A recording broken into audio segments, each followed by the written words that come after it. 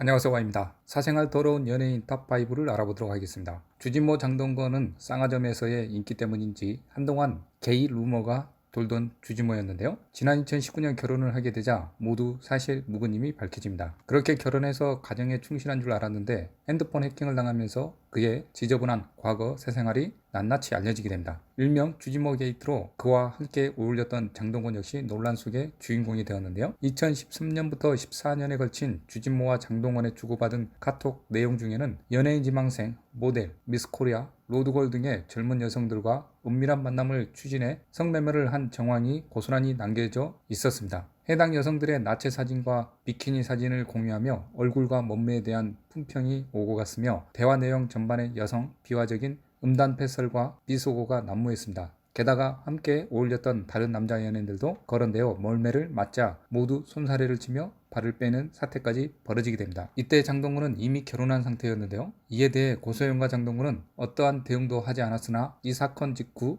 장동건 부부가 아이들과 여행을 가는 것을 목격한 이의 말에 따르면 고소영은 비행기에서 내내 냉랭했으며 그래서인지 장동건은 먼저 귀국하고 고소영은 아이들과 하와이에서 머물렀다고 합니다. 게다가 주진모는 신혼 초에 지저분한 사생활이 전부 까발려진 것이라 사람들의 관심은 아내 민혜연에게도 쏠렸고 그런 신적 부담감 때문인지 그녀는 SNS를 폐쇄하게 됩니다. 완전히 망가져버린 이미지 때문에 주진모는 차기작 소식이 뚝 끊겼고 장동건은 시간이 흘러 고소영이 용서해준 것인지 SNS는 다정한 모습을 보여주고 있습니다. 물론 해킹으로 인해 사생활이 유출된 사건이지만 아무리 사생활이라고 해도 성매매로 짐작되는 내용, 나체 사진 공유, 법적으로 문제가 될 사항도 분명히 있었고 워낙 젠틀하고 깔끔해 보이던 이미지였기에 실망감은 더욱 크게 느껴집니다. 이병헌은 항상 사생활 논란이 있으나 연기력으로 전부 커버를 해버려 아직까지 탑의 자리에 있는 배우라고 할 수 있습니다. 그는 미워하되 그의 연기는 미워하지 말라라는 농담까지 도는 이병헌인데요. 사실 수많은 스캔들도 존재했지만 연애 많이 했다고 사생활에 문제가 있다고 단정할 수는 없습니다. 그의 수많은 자유로운 연애 방식은 결국 사건을 만들어내게 됩니다. 2009년 그와 연애를 했다는 캐나다 동포 여성 A씨는 이병헌이 혼인 빙자 간음을 했다고 주장하면서 소송을 걸어왔습니다. 하지만 이 사건은 단순히 전 여자친구 A씨만 얽혀있는 게 아니었는데요. 바로 강병규의 애인의 친한 친구였기 때문입니다.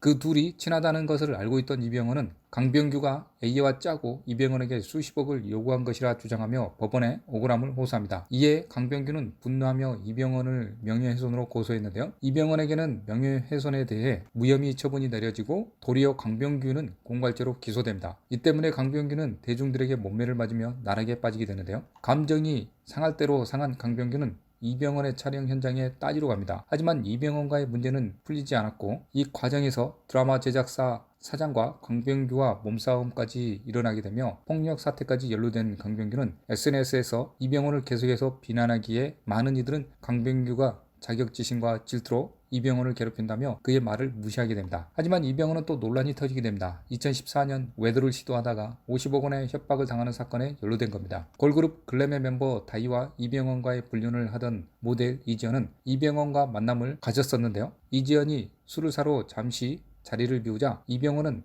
다이에게 성적 수치심을 유발하는 질문을 마구 던집니다. 이에 다이는 자신에게 음담 패설을 건네는 이병헌의 모습을 몰래 촬영했고 이지연은 분노하며 어떻게 제 동생에게 그럴 수 있죠라며 자신에게 50억 원을 주지 않으면 인터넷에 유포하겠다고 협박한 건데요. 이병헌은 그에 응하지 않고 경찰서에 협박죄로 고소를 합니다. 그 과정에서 불륜녀였던 이지연이 SNS에 이병헌이 선물한 것들을 자랑했던 것이 밝혀져 결국은 불륜을 저질렀던 건 팩트였기에 이병헌의 이미지는 또다시 급강합니다. 이병헌은 로맨틱 성공적이라는 주옥 같은 멘트를 남기고 아직까지 조롱을 당하고 있는데요. 사실 제일 불쌍한 건 아내인 이민정입니다. 이민정이 임신 중이었던 것으로 알려져 더욱 안타까움을 잃었으며 이렇게 평판이 좋지 않은 와중에도 연기력이 거의 악마의 재능급이라 계속해서 활동을 해오고 있는 이병헌입니다. 유엔의 김정우는 노래뿐만 아니라 연기로도 간간히 얼굴을 비추며 활동 중이었는데요. 2019년 연애 프로그램인 연애의 맛에 출연하여 김진아와 핑크빛 기류를 보여주며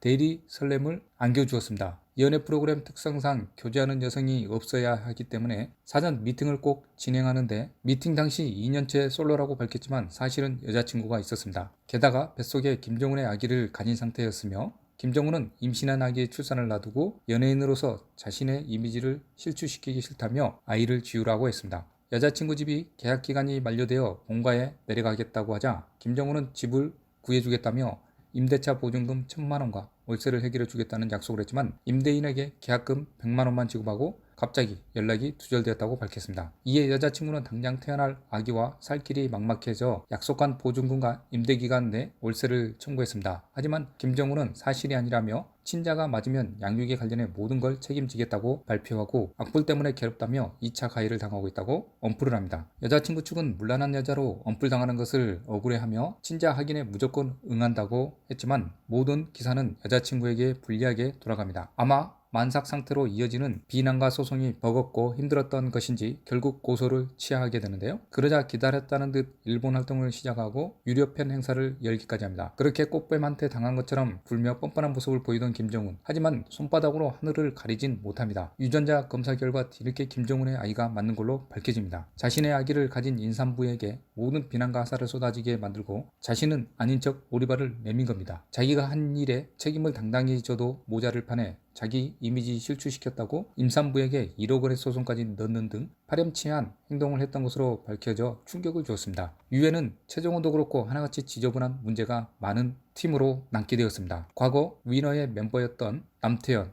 알고 보니 하나부터 10까지 문제가 많습니다. 학창시절 강제 전학을 갈 정도로 문제였는데 당시 소속사가 YG였기에 일진설은 그나마 조용히 덮어졌습니다. 곧이어 위너 탈퇴로부터 본격적인 사고를 치고 다니기 시작하는데요. 무대 뒤에서 팬들에게 윽박 지르거나 공연 중 담배 피우는 정도는 기본. 여자 문제로 여러 사람의 입에 오르내리게 됩니다. 과거부터 정영원, 손담비 등과 열애설이 나섰기에 여자 관계가 복잡하였으며 직접적으로 피해 입은 사람이 나타나게 됩니다. 가수 장재인은 자신의 인스타그램에 남태현과 개인적인 만남을 가졌다는 여성에게 DM을 받았다며 카톡을 공개했는데요. 남태현이 자신을 만나면서 바람을 피웠다는 걸 까발려 버린 겁니다. 상대방은 장재인과 헤어졌는데 장재인 소속사에서 결별 기사를 안 내준다라는 말만 믿고 남태현과 만나기 시작했다며 영화관에서 남태현과 장재인이 함께 있는 것을 지인이 목격해 자신이 속았음을 깨달았다고 합니다. 그로 인해 상대 여성은 배신감과 장재인에게 이를 밝혀야 하겠다고 느껴 장재인에게 연락을 취했다고 합니다. 이 모든 게 공론화되자 맹렬한 비난을 받게 된 남태현. 하도 욕먹으니 장재인은 사과받았다며 여론을 잠재워줬는데요. 그 후 남태현은 여론을 뒤집고 싶었는지 방송에서 장재인과는 헤어진 상태에 만난 거라 양다리는 아니다라고 거짓말을 합니다. 장재인 입장에서는 날아갈까봐 한번 봐줬더니 이런 거짓말까지 들어줘야 하는 상황이 된 겁니다. 장재인은 다시 한번 해당 사건에 대한 언급을 한다면 강경 대응을 한다는 입장을 밝혀 저런 비열한 거짓말까지 참아야 하니 라고 분노를 했습니다. 이로 인해 남태현은 더 이상 방송에서 안 보게 되니 싶을 때쯤 또 사고가 터집니다. 히트 시그널3에 출연했던 서민재가 본인 인스타그램에 남태현과의 사진을 올리며 남태현 약 방황과 캐비넷에 쓴 주사기 있어요. 그리고 저 때림 남태현이랑 나 약쟁이라는 내용의 스토리를 게시해 그야말로 난리가 납니다. 원래 참하고 바른 이미지였던 서민재가 남태현을 만난 걸로 추측되는 시부터 눈에 띄게 마르고 어딘가 취한 듯한 휑한 모습을 보여줘 남자 하나 잘못 만나서 그야말로 인생이 망가지는 모습이 고스란히 보여진 겁니다. 정밀 감정 결과 서민재와 남태현 둘 다 약 양성 반응이 나왔고 불구속 기소가 됩니다. 어이없는 건 약 보도 이후에도 태국에서 공연을 하고 전시회를 다니고 클럽에서 디제잉을 하거나 음주운전 사고까지 되면서 전혀 자숙하지 않았는데 불구속 기소하는 게 기가 막히다는 겁니다. 이후 추석 60분에 출연하여 자신이 치유 재활센터에서 치료 중이며 빚이 5억이고 연체된 카드값이 있다고 밝히며 불쌍한 척 다 했는데 그래서인지 재활센터에 다니고 있다는 점을 참작하여 내려진 결정이라고 합니다. 망가지려면 본인만 망가지지 여자 문제와 약 문제가 사람을 끌어내리는 데 재능이 있다는 것 같습니다. 시청해 주셔서 감사드리며 구독과 좋아요 부탁드립니다.